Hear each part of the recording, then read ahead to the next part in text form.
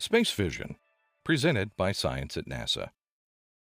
Traveling in space has many odd effects on the human body. One of the strangest has to do with vision. After spending some time on the International Space Station, many astronauts discover that they cannot see as well as they do on Earth. The effect is so well known that members of the crew routinely pack space glasses to correct their vision in orbit. Researchers still aren't sure what causes the problem, but they would like to solve it before humans travel beyond low Earth orbit. A trip to Mars could take at least 3 years, 5 times as long as a mission to the station. So it's important to learn about the adverse effects of microgravity on vision and develop ways to counter them. Christian Otto, of the University Space Research Association in Houston, Texas, is one of the researchers trying to get a clearer understanding of space vision.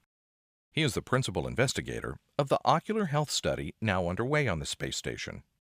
An accomplished off-road triathlete with an interest in human performance in extreme environments, Otto is well suited to this PI role.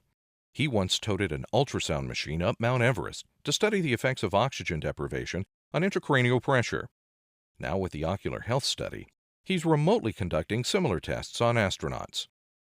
Testing astronauts before, during, and after their missions to the station shows us their status pre-flight and helps us identify changes that result from the environment and microgravity on the station, explains Otto. On the space station, the body's fluids, particularly the blood supply, shift toward the head, much like what happens on Earth when you lie down. Therefore, it is hypothesized that the pressure inside the skull increases. That increase in intracranial pressure is believed to be transmitted to the eye and optic nerve, leading to changes in eye structure and visual acuity. Optic disc edema, or ODE, swelling of the optic disc, is the most critical change. If it persists, it can lead to a loss of peripheral vision and eventual blindness.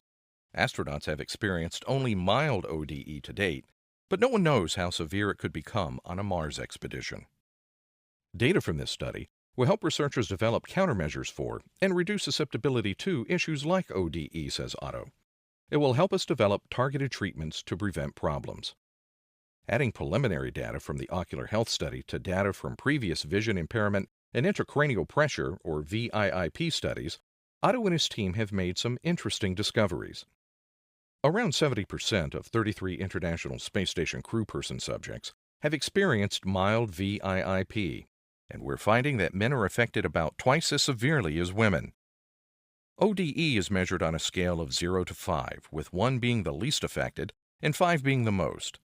6 out of 7 subjects with ODE were grade 1, while the 7th subject had a grade 3 eye. All 7 subjects that developed clinical grade ODE were men. Results from the Ocular health study will help doctors better understand disorders such as glaucoma and idiopathic intracranial hypertension, or IIH, that can plague people back on Earth. The latter is a condition in which cerebrospinal fluid pressure rises and remains elevated for a long time, causing severe headaches that even the strongest pain medications can't touch. Like glaucoma, the condition sometimes leads to vision loss and blindness. Says Otto, this study will tell us more about non-invasive measurement of intracranial pressure. The way doctors measure it now is through a spinal tap or making a burr hole in the skull and inserting an intraventricular monitor. We are pushing the envelope in several areas of terrestrial clinical medicine. NASA's Ocular health study is providing new insights in neurology, neurosurgery, ophthalmology, and cardiovascular physiology. The clinical community is very excited. For more on studies on the International Space Station, go to www.nasa.gov/station. For more clear-eyed science news, stay tuned to science.nasa.gov.